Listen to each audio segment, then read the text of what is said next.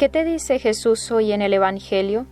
El Evangelio de hoy está tomado de San Lucas capítulo 21, versículos del 20 al 28. En el pasaje de hoy el Señor continúa hablando de las señales que precederán los últimos tiempos.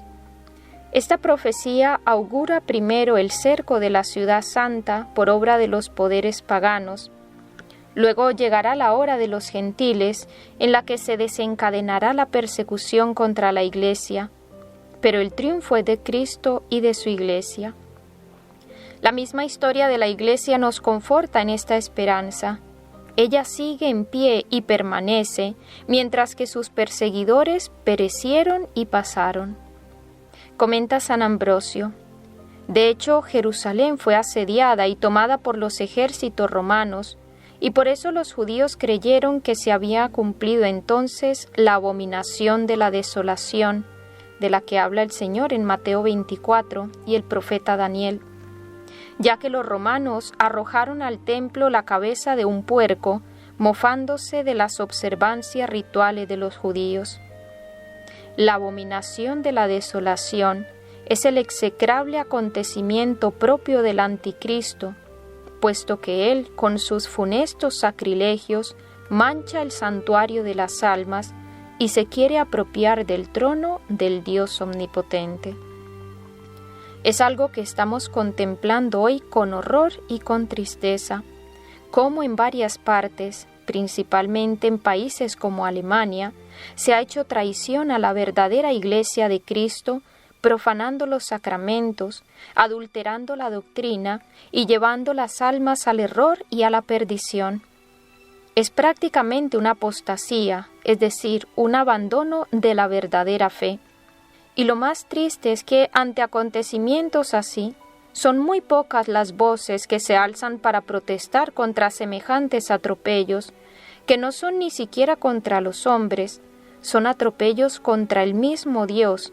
Es un desafío a Dios, y es como una mancha de aceite que se va extendiendo a otros países, ciudades, que es copiado por otros pastores que traicionan su fe y causan confusión y escándalo en el pueblo cristiano.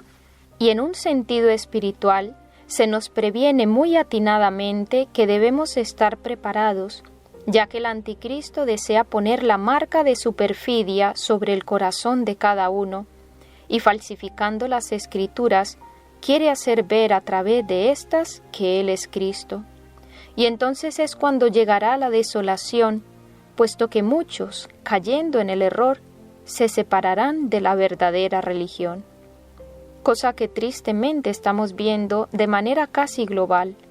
¿Cuántos católicos abandonan la verdadera fe para irse a otras sectas o para no practicar ninguna? ¿Cuántos que abogan por una única religión o dicen que todas son iguales?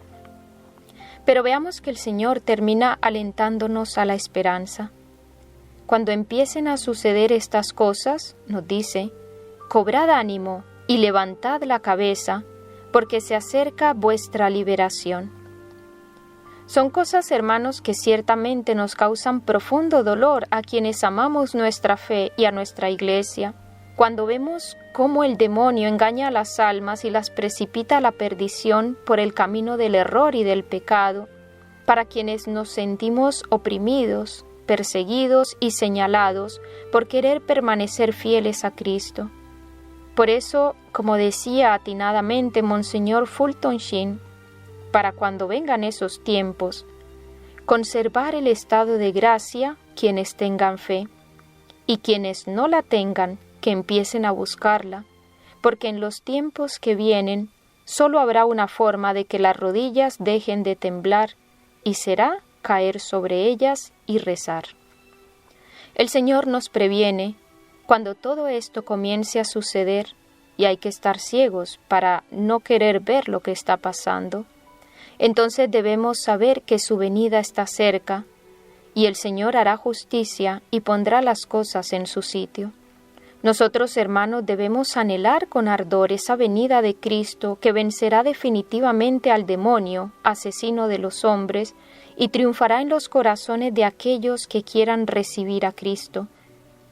Hay que orar mucho para que el Señor no permita que nos confundamos, que claudiquemos, y también para que se salve el mayor número de almas posible, y sobre todo para que Él se constituya como el verdadero Rey y Señor de todo, y después de esta dolorosa purificación, su Santa Iglesia se levante de nuevo renovada y santificada por su sangre y la sangre de los fieles.